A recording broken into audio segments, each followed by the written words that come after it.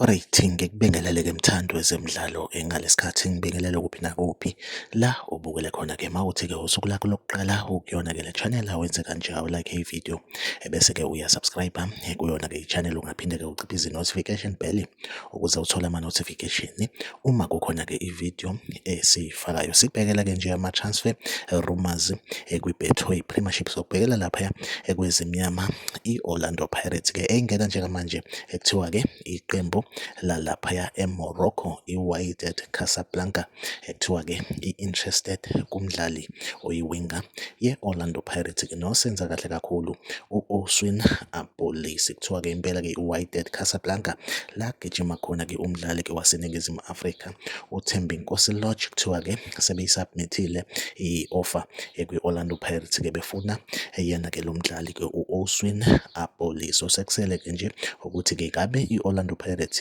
izovuma yini-ke nalo mdlali since esayenzela kahle kakhulu and eyithemba lamabhakabhaka. Impela-ke iyona update engiyiphethe-ke njengamanje, u-Oswin Abolisi uyafuneka laphaya eMorocco iqembu le-Wydad Casablanca. Like ividiyo-ke usubscribe kuyona-ke i-channel, mina nawe asihlangabezane kwividiyo elandelayo, nisale kahle.